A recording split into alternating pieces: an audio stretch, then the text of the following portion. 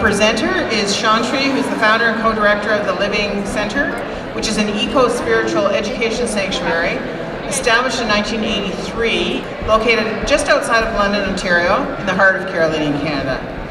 He received his doctorate in Nutritional Medicine and Herbalism in the 70s. He's been given the Honoring Our Elders Award by the Canadian Council of Herbalist Association for offering outstanding contributions to the field of herbalism.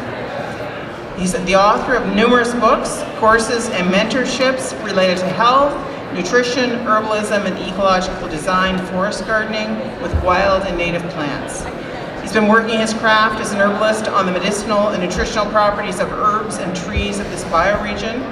His primary focus these days are on research, demonstration, and education of the many rare and endangered native plant species. Thank you. Thank you. It's a pleasure to be here. Before I start, I have a question. How many of you forage? How many of you do foraging? Okay. How many do wild plant foraging? Okay, a few. Okay, thank you.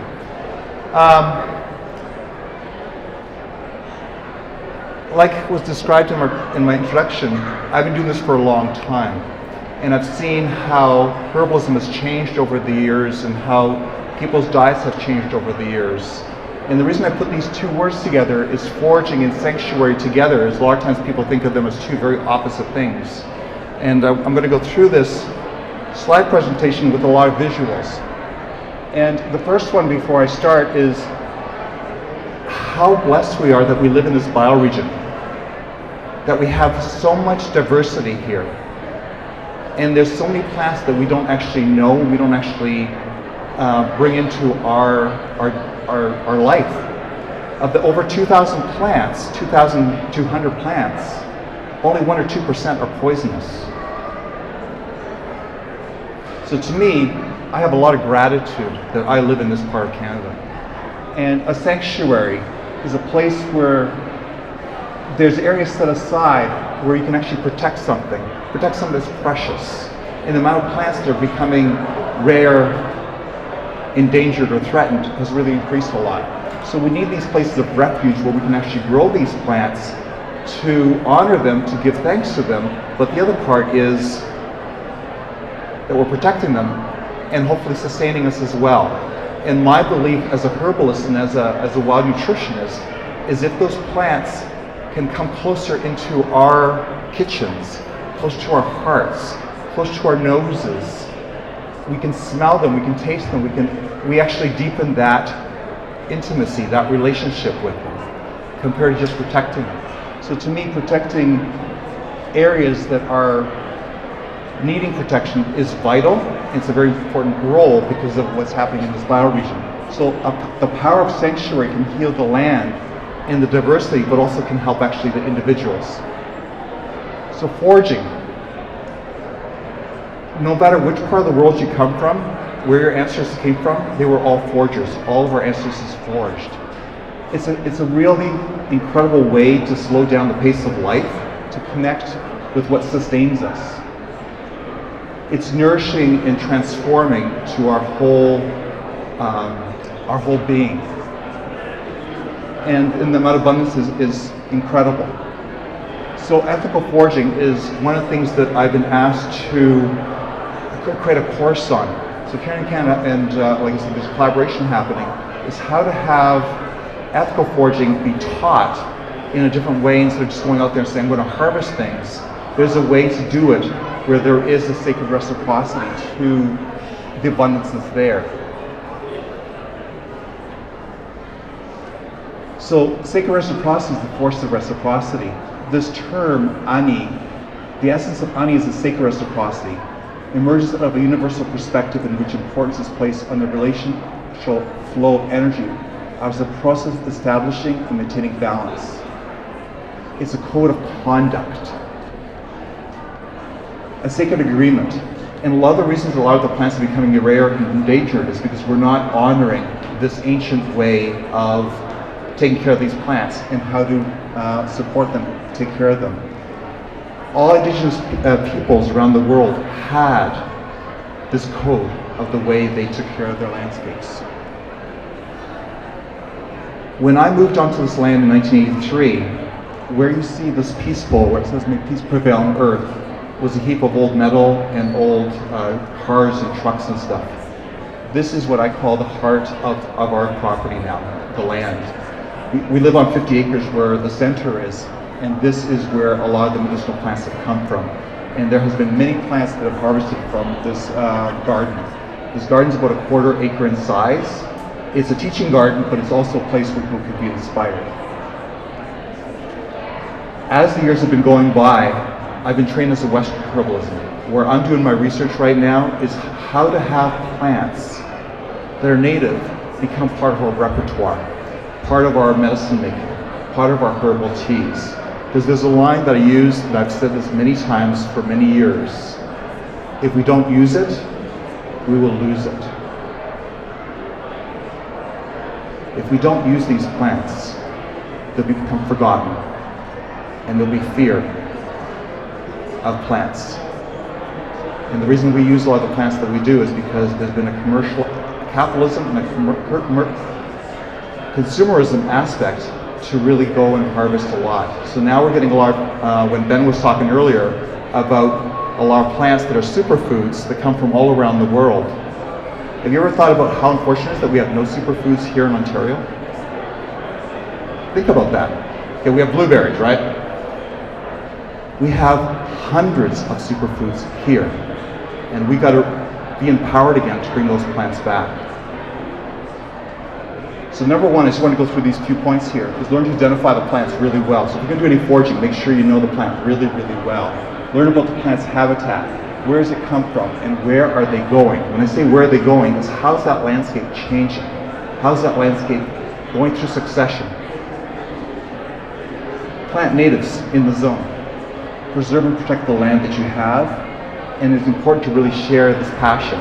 So last year at this time, there was a list that was released of the 2,200 plants of Carolinian Canada.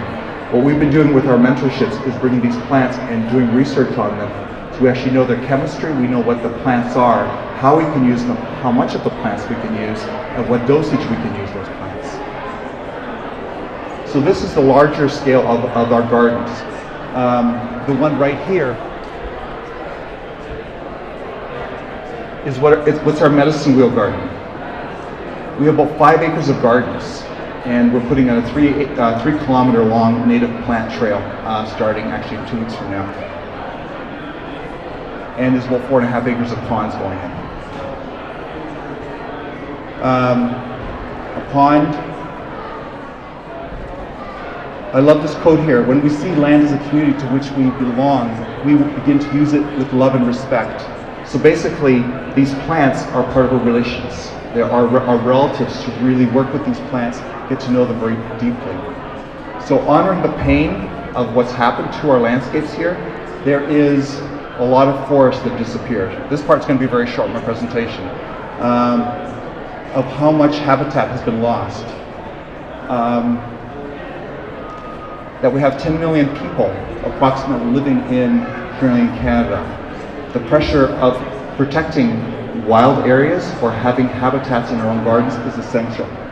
But when I look at these numbers, it makes me say, what else can I do to really be a voice for these plants? 125 species have been identified at risk, and over 400 are considered rare.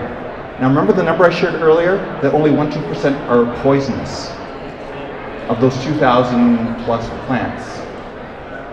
If I said, how many native plants have you brought into your diet today or this week? If we don't use them, we lose them. I'll make that a chant for the next 20 minutes. That's really important. The part that's really amazing is the agricultural land. And the agricultural land of how to have native plants become part of our diet, part of our things that we can buy at the market is really essential. And only 1.2% of farms in Ontario are actually considered organic. Okay. I'm not gonna read every one of these, but I'm gonna ask a couple questions as you're looking at the list of plants here. How many here make herbal teas? Okay. How many use herbal medicines? Please keep an eye on this. The whole herbal industry is using these plants, and these plants should not be used.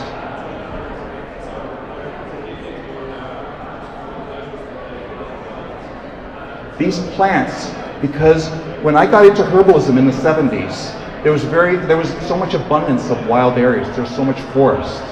These plants were all abundant. I was able to use a lot of these plants. And now we're being asked by an organization called the United Plant Savers, which does something very similar to what Carolinian Canada does. And what UPS does is says what's happening with our habitats for the medicinal plants. This list is growing so fast, and that's just the ones to watch. And there's the ones at risk. You can go to their website of United Plant Savers. The list is right there. So if you're using plants and the products are carrying those things, we need to stop and boycott those plants. Actually, you know what's better? Grow these plants in your gardens. I'm going to go backwards. That's a lot of plants that we could be having in our backyards, so we can actually make our own medicines, make our own herbal teas.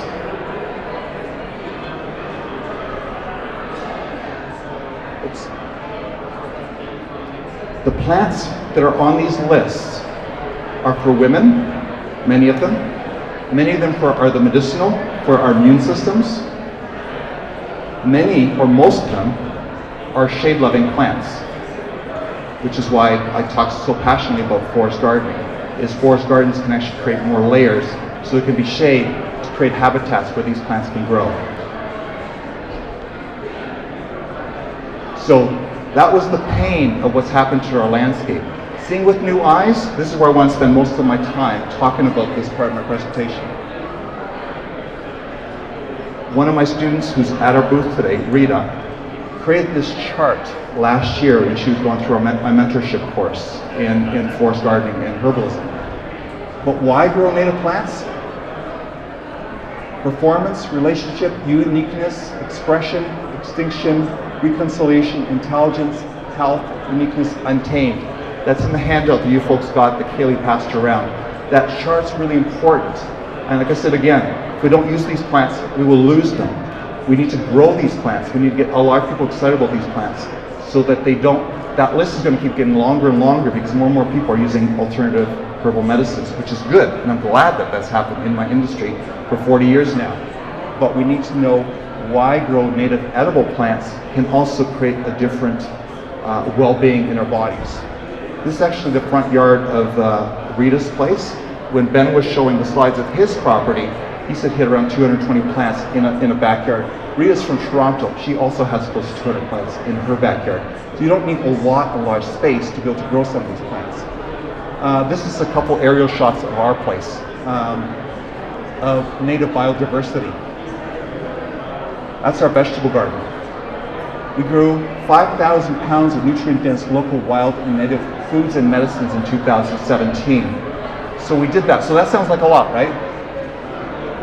We were using a living system model, only hand tools, no fossil fuels, mulch, compost, making our own weed tea, practicing forest gardening practices, using no-till, so there's no rototiller, growing in all seasons. Most of that foods that we harvested were actually perennials. This number is going to increase a lot. We're actually going to be doing better research on how we're doing this year on growing perennial plants, wild plants, and growing in polycultures in high density. Also using a vegan approach to our method of doing it. We do have an earthship greenhouse as well. That's the first time we actually did that research of weighing how much yield we're getting. When I mentioned, how many know the term polyculture? Oh, almost nobody, okay.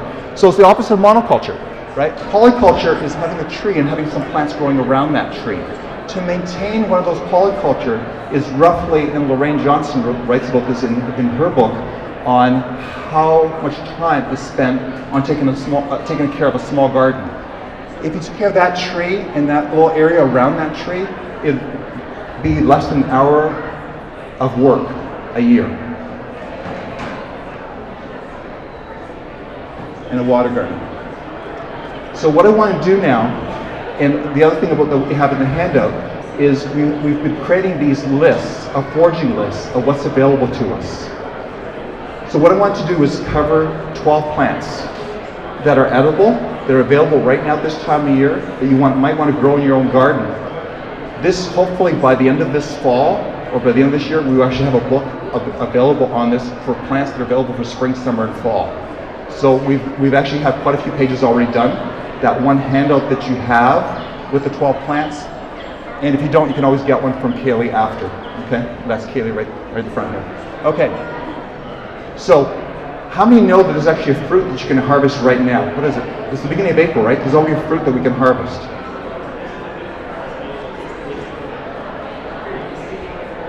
And you think, well, those cactuses, yes, they're native to here. They grow in a sandy place or in a city very easily if you've got sand. It flowers in the summertime. It has fruits. In the wintertime, that fruit shrivels up and becomes like a prune. And within a matter of, you can eat them now. But if you wait another week or two or another month, that fruit will reconstitute and get plump again. How many fruits do you know that actually will not rot from all summer, fall, winter, and now here we're in the springtime, and we have the fruit there? The amount of nutrients some of these plants have is quite phenomenal. How many have eaten a prickly pear cactus from our own bioregion? One hand. Okay, two hands. So, an incredible plant to eat, is one of my favorite foods now. But you can also eat the leaves, the green part as well. Okay, so that's the only one we have for fruits. Okay, now obviously the summer one's going to have a lot more, and I'm only trying to stick with 12 because I'm not used to speaking for half an hour. Okay, so this one here, which is going to be coming out real soon, which is the American basswood, or also called linden tree. In England it's called lime blossom. So this is native to here, the Tilia americana. You also will notice on the chart, we also say what the tastes are. What the taste is in the temperature actually tells us what nutrients are there. So a lot of the information that we're getting about these plants, of how nutritious they are, is our tongues are telling us this. It's not from the books, it's not from a person. It's the plant telling us directly what chemicals are there. So I'm using the tongue as a laboratory to know what's there. And I've written a whole book on the tongue diagnosis. And it's really fascinating. But these leaves, which will be out, in another couple more weeks, within a month they'll be out. The leaves are quite huge, and you can use them the way you use grape leaves, the way you use romaine lettuce. And I've always thought that London must have close to an eighth of London here. In newer subdivisions, where I grew up in the West Mount, Berkshire area, village, all the streets were planted with linden trees. There must be thousands, if not millions, of linden trees in London. And imagine each of those trees being romaine lettuce, just growing there. It is one of the most delicious and the most subtle greens that I know of, and it comes from a tree. And it stays young for quite a while. Okay, so we've been actually just exploring a lot of different things we can do. We've actually been doing, you know how people have been talking about kale chips? We've been having linden leaf chips. So you take the leaves, you put a little bit of oil on them, you put some seasoning in there, you dehydrate it, and it comes out as chips. Totally, I can go on and on. I can go for half an hour for this plant alone. Okay, the redbud tree is astringent, sour, has a slightly warming part of it. Ascorbic acid, so vitamin C. How beautiful these trees are with the blossoms, even the flower, the buds, and the leaves. They're delicious both raw as well as cooked.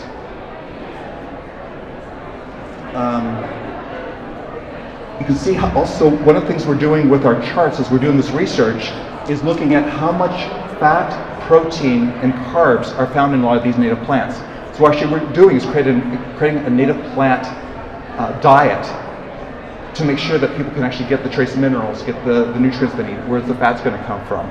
So that might not be done by the end of this year, but it's going to be an ongoing research that I'm going to be doing. The Spring Beauty, which is another early spring plant that comes out. You notice that one of the ones it says is salty. Salty is the one taste I'm actually hunting for and looking for. Salty will tell me that there's trace minerals in the plants. I used to be a practitioner, so I had a practice not far from in Old South, and I've taken thousands of hair analysis for people to analyze their mineral count and the trace minerals, etc. Everyone is low and deficient in trace minerals. So if I can find plants that have salt, it's a way of actually getting trace minerals from the earth to sustain our bodies. So this is one of those plants that can do that. And a lot of times where this is found is in the roots. So I'm always looking for plants that have roots that are edible, that could be used, and that's where the trace minerals would be found. But of course the leaves and flowers can be eaten as well. Large leaf asters. It has a cooling, astringent quality to it. Leaves can be used also as wraps, as greens. Leaves can be cooked as well. Roots added to soups. Okay. This plant, how many know sweet cicely? Okay, good. Now I'm going to be sharing some information that's just on the edge. The root of this plant might have medicinal values. The way how many here know the term called adaptogens? Okay. Adaptogen means that it helps us to adapt to change. It helps and strengthens the nervous system. Helps us our immune systems. There's research now starting to happen that the roots of this plant, yes, it has the vitamin C, it has the anise flavor, the tarragon, delicious. You can make lots of tea with this. This is a plant that I believe everyone and anyone could be growing easily. It's very abundant. But the root can end up being something that's very similar. If you've heard of ashwagandha, if you've heard of Siberian ginseng, if you've heard of mine went blank. A lot of the roots that come from different parts of the world actually strengthen our immune system and our nervous system, which are called adaptogens. This plant has the potential to be there. And this is numerous herbalists now starting to bring this information forward. This plant can become very valuable, and it's native to here. The wild leeks, or ramps. Pungent, sweet, warming, and heating. There's not very many greens that you can find at this time of year that have actually a heating component. Because right now the weather's cool outside, we need heat. So what these plants do is actually give us the heat, but it's a green. Almost all plants that are green will be cooling. You may have noticed that through the other slides I showed you about the other plants that are green. It had a cooling quality. By heating, it actually means it's strengthening your circulation, and it's actually strengthening your immune system. Just because this plant is one of the ones on that rare or endangered list, I do not recommend them using the roots anymore. It's one of the plants I'm actually going to be really backing off, even though on our land, we have probably at least half an acre of this plant growing in the forest. A lot of restaurants are in great demand for this. For this plant to grow, for it to grow enough to harvest it, it takes 7 years. So I can go up and harvest that with one shovelful, and that plant is gone. But if I planted one plant there, it would take 7 to 10 years to get a clump this size. So that's how slow it is in multiplying. So, but if you harvest a few of the leaves, the root's still going to be there and continue. It loves shade, and if you have a place in the garden, just put it in there. It's a gift for the garden. It's a gift for what you're doing. Okay, there's also roots. Remember, I'm only picking 12. Okay, the nodding onion. The nodding onion is another one that's heating, where you can actually use the leaves as well as the bulb. And it has the sulfur in there, and it has the potassium in there, a lot of the minerals. And this is actually very short. We have actually documentation, which is much longer than this, of how much nutrients are actually found in each one of these plants. So they're gathered in the spring or harvested in the fall to harvest the bulb. But such a beautiful flower, a beautiful spring wildflower. The one that I love a lot, and this one I've been using for 37 years I guess, is the giant Solomon seal. It's sweet and cooling, and what sweet means, it actually means it's strengthening and nourishing your body. It sustains us for the long term. It gives us nutrients to keep us healthy during the long haul. It's where you get your carbs from. It's where you get your deep nutrients from when you think of root vegetables. So this is definitely a root vegetable. It has a beautiful tuber under the ground. But notice where it says at the top there, it says trace minerals. That's the one thing I'm always looking for, is does this plant have the trace minerals? Okay, there's actually spices that we can have as well. And there's actually quite a few of these. Bitter, pungent, heating, another one that's heating. Obviously the flowers are more in the summertime, but the bulb can be used as a flavoring, which means you just need a very small amount. And it's harvested early in the spring right now to get your spice, or you do it after, like in the fall, to harvest the roots for the spices. And the root can also be used as a vegetable, but it has that little bit of flavor to it. As a close-up of it, it's such a gorgeous, gorgeous flower. The Great Angelica is one that I've been wanting to grow, and I wish I had perfect conditions to grow large amounts of this. This is the one that's, if someone asked me what's my top 12 herbs that I would use as a medicine, as a spice, or as a tea, this would be the one I would grow. And it loves to grow in wetter areas, a little bit of sun, but once again, it has the heating quality to it. So it's a biennial or triennial, as some people call it. It's got the essential oils and sugars. I got a minute or two about aromatic parts of the plant are key to make you stay really healthy, especially up here in the north where we have 6 months of winter. This whole plant can be used, the seeds, the stalk, the roots. It can grow up to 12 feet tall. Those seed heads can be this big. They're really, really huge. You can make a whole formulation just from this one plant alone, from all the functions it has, if I was doing a presentation just on medicinal plants. Spicebush has definitely become one of my favorites for, once again, it's a heating quality, but when the leaves come out, you can also pinch the leaves and use small amounts of it, okay? And then, here's my bonus one. So I was going to give you 12, but I always give you a bonus. So the bonus one is the blackcurrant, because the blackcurrant has something very unique in there. When people talk about green tea and all the benefits of green tea, this is our Carolinian Canada antioxidant green tea. The leaves, not the berries, it's the leaves. Okay, so going forth, just a couple of things just to wrap up here. So the question here is, what choices will you make to go forward? What do you commit to? How big of a garden can you take on? The beautiful thing about these plants is they can sustain this for a long time, for quite a while. What do you stand for? What will you plant this upcoming season?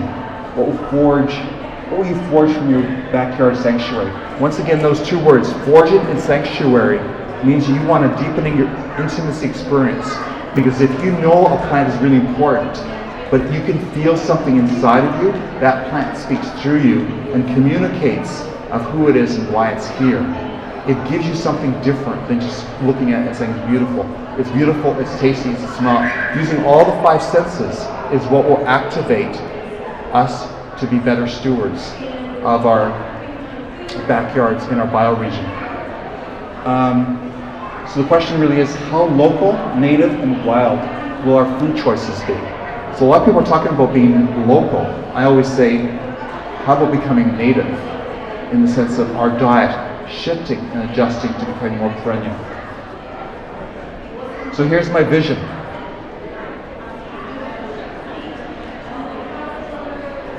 So I made this statement back in 2014 that there's going to be 1,000 forest gardens in Carolinian Canada by 2015. By last year, there'll be 10,000.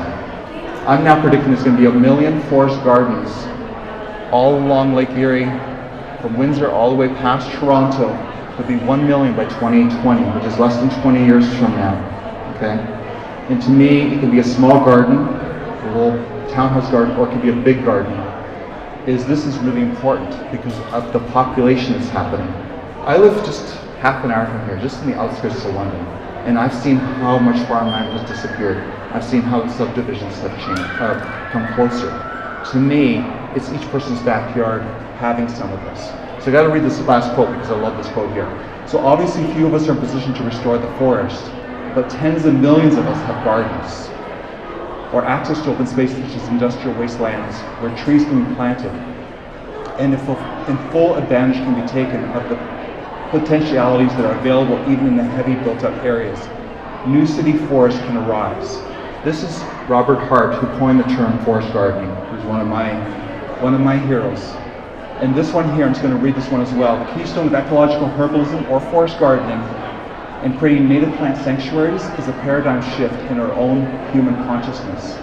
So going from a monoculture mind to a polyculture mind, thinking not just in straight lines, but putting plants together to create a polyculture. From separation to unity, because if you put a bunch of plants together that grow really happily together, you actually have more nutrients and you have more soil life occur. From exploitation and manipulation to respect and interdependence. So the last one is from intervener to ecosystem participants. So what I'm encouraging everyone to do is become an ecosystem participant, so you're actually becoming a participant of your ecosystem that you're creating. So, guidelines. There's a handout on this. You can also Google this online. So this is called Foraging Guidelines, Ethical Foraging Guidelines. So guidelines for reciprocal foraging. These parts are very essential. One is take very small amounts. Some people talk about taking only 10% of a crop or a certain area. Never take the first one, take the last one. Harvest in a way that minimizes harm. It's because what we want to do is increase diversity. You want that plant to thrive. You don't want to overtake too much. Take only what you need and leave some for others. Use everything you take. So don't let things go to waste. So what we're doing right now, every single thing that we're harvesting, we're weighing it right to the 100 grams. And I don't have the numbers right now, but I would say that we're probably a few hundred pounds of things that we've harvested already since March 21st of roots and early greens that have already come up. So what we're looking at is doing is how to create ourselves to be really local of what's here, of wild, local, and native plants. But to have that, we also have to be thinking longer term of planting more. Share it as the earth has shared with you. Be grateful. Reciprocity as the gift. Sustain the ones who sustain you, and the earth will last forever. So, our ethical foraging happens in 2 weeks yesterday, and it runs for one evening a month from April right through November. I want to emphasize this is a training. This isn't just teaching people about foraging. This is a very unique course in the sense of how we're going to do ethical foraging, of deepening that relationship with plants. So there's a general statement that said, you harvest one plant, you actually will plant 10 of them around it. Either some cuttings or some roots or some seed, you plant those. The whole art of wildcrafting is to be an artist, to bring in those plants into our body to actually be able to sustain us. So the reason this runs from April to November is because it's 3 months. And the last thing here is what we're doing is we're offering 2 mentorships. One focused on nutritional herbalism, of plants you can eat, spices, things you can bring into your kitchen, and how to grow those plants. The one on the right here is practical herbalism, which is more about how to know the native plants to create a native medicinal apothecary clinic, or apothecary, something that you can create for yourself. So how to make extracts, how to make tinctures, how to make teas. This also runs for spring, summer, and fall. So those are the 2 mentorships that I run during the course of a year. And the purpose of them is to deepen, to really deepen much more. A lot of people that are herbalists come from different parts of the world. They're from Asia, from China. I was trained as a European herbalist, and I'm realizing that we need to actually become much more, if we want to be sustainable, is where does our medicine come from? How close to home is it? And yet, if we use too many of them, those plants won't be there. So you can see the dilemma here. We want to use native plants, but then if we use too many, we'll have less of them. But the idea is to get so excited about these native plants that everyone wants to grow these, so that multiplication increases that much. Because if I don't use it, I won't share it with you. If you don't know that plant really well, you won't know it very well, and you won't share it with your family. You won't share it with your community. But if I get excited, like the prickly pear cactus, my mom had one plant, and I'm not exaggerating here, one plant that was this big, from one root. And I went, I'm not sure how many years ago this was, and I ate one of the fruits, and I was just shocked. And once I tasted it, I'm sure there's hundreds and hundreds of people now who've tasted it because I tasted it and passed it on. That's just one example, but there's all these other plants. I mean, I've been using linden flowers for 40 years.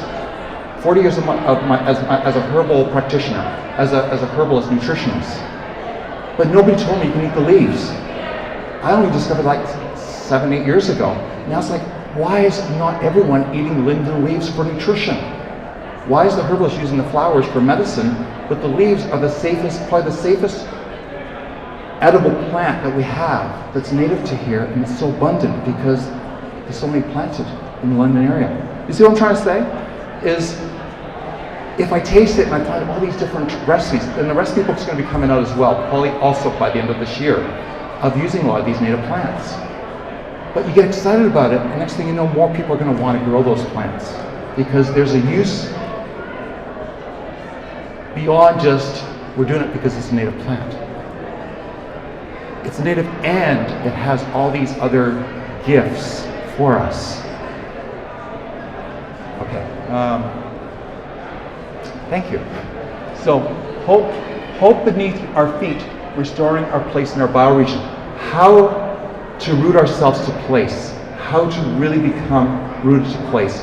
All of our indigenous peoples were permacultures. They were a permanent place. They knew everything as their relatives. They were really intimate with it. They cared for it. And they loved it. And we've now become so disconnected, we've become so disempowered, and now we rely on all these superfoods that come from all around the world when we have hundreds, if not, maybe I can even say 1,000 superfoods from this area. And that was just 12. So we started last year with this list that we got from Carolinian Canada Coalition.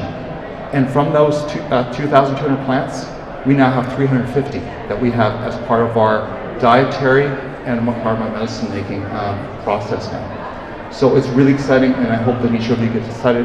If you have questions for me, we have a booth at the back, the Living Center next to Artemisia, which is also a plant nursery. Just love to share with you and talk to you. Anyways, thank you, and have a great rest of the day.